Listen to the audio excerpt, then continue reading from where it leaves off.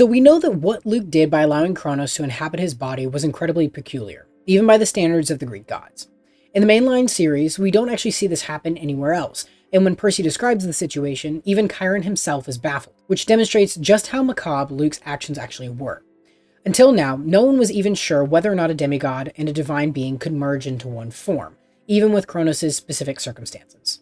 We know that Kronos was chopped into pieces by his children, and so his essence didn't have a physical form to inhabit. But when the Kane Chronicles came out, we actually got to see magic that more closely resembled exactly what we see with Luke and Kronos, leading us to wonder if Egyptian magic may have actually been at play during the end of the Battle of Labyrinth and in the events of Last Olympian. So let's explore, because when we dig around, the similarities actually get pretty interesting, and there's also evidence to suggest that Luke recruited outside of just the Greek pantheon. One of the first things we learn in the Kane Chronicles is that energies and entities can be contained in different vessels, and this is a core tenet of Egyptian magic. When Zia is teaching Carter and Sadie, she explains it this way. She says that each magician has a magic reserve that they can tap into, but it would drain them or even burn them up if they draw too much magic from themselves. This is why they store magic in items like wands, staves, and amulets, so magicians can use their tools without expending their own reserves.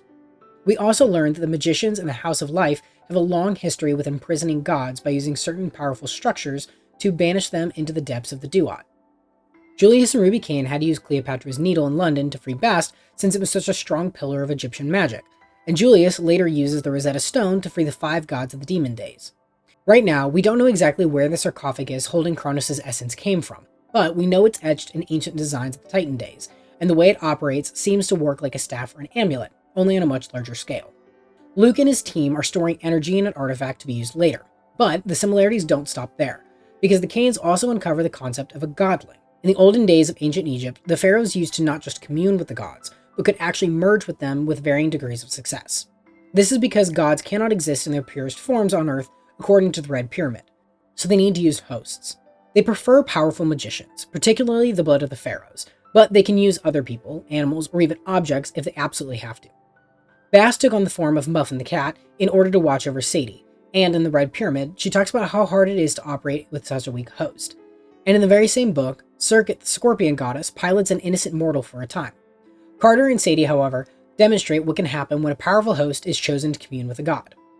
Throughout the book, they are able to tap into the power of Horus and Isis, drawing on their wisdom, seeing their memories, and using them as partners in combat. Even after they part ways, they start teaching the path of the gods, which pulls on the same skills and abilities. But what does it look like when mortals share space with a god? We know that becoming a godling is incredibly dangerous because it is a constant struggle for control. If a magician loses focus, the god can corrupt their body and take over their mind entirely, which is what we see with not just the mortal that Serket abducts, but we get to see it with Luke too. Throughout the Last Olympian, we see that Luke and Kronos are in a constant struggle for domination. Even though Kronos is in control for a majority of the time, Luke is fighting back, and we can see a few instances of Luke's resisting. We see a glimpse of him in Anti-Am's Emporium, and then obviously at the end he's able to free himself long enough to stop Kronos and attack his own Achilles' weak spot. This is exactly what Zia warns Carter and Sadie about when the house finds out that they are hosting gods. So now that we've drawn some comparisons and shown how similar the processes look, we have to look in-universe to understand how Luke would have actually done this. Luke is not Egyptian, and as far as we know, he has no direct experience with Egyptian magic, but luckily we know that his rebel forces were not strictly Greek in nature. During the Trials of Apollo, we are introduced to a team of antagonists known as the Triumvirate, a collection of 3 Roman emperors who have been effectively immortalized by their reputations.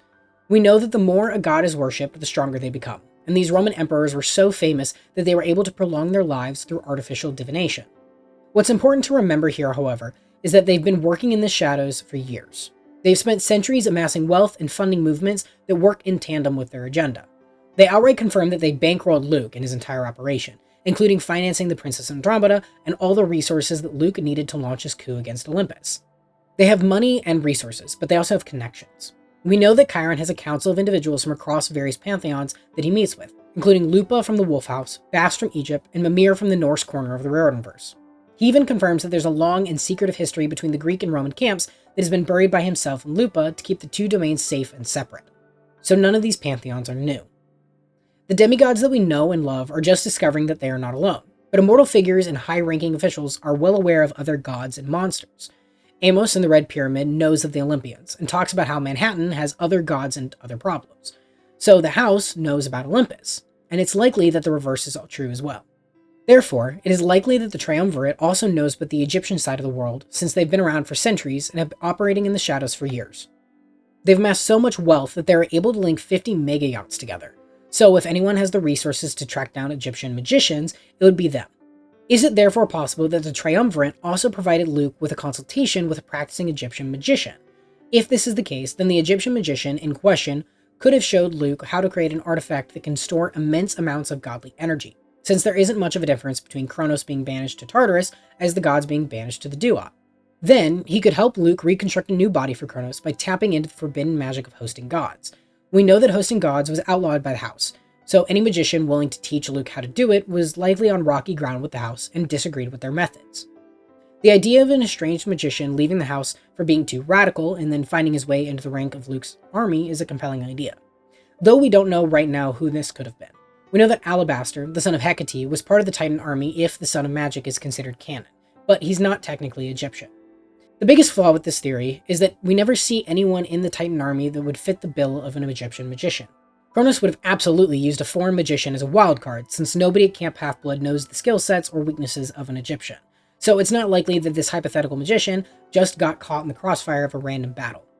Kronos is a brilliant strategist, and he knows that this would be a valuable asset. So either the magician could have been killed in the explosion of the Princess Andromeda, or parted ways with the Titans before the Battle of Manhattan. He or she could have been left or killed leading up to the Siege of Olympus, or any possible number of things could have happened. We don't think that this is a big enough plot hole to completely derail the entire theory, but it is definitely something that has to be addressed. Right now, though, there just isn't another precedent for how Luke did what he did if we only look at the Greek standards. Greek demigods have communed with gods before, but if even Chiron doesn't know how Luke merged with the consciousness of a Titan, then it seems reasonable to deduce that these skills came from somewhere else, but exactly where has never been confirmed. We do want to turn this over to you, though, since it's such a captivating idea to see what you think. That's our theory, but we want to know if you caught anything that we missed or pieces that don't fit. As always, we love this series, we love talking about this series, and we would love for you to join in the conversation as well. Take care, demigods, and as always, we'll see you in the next one.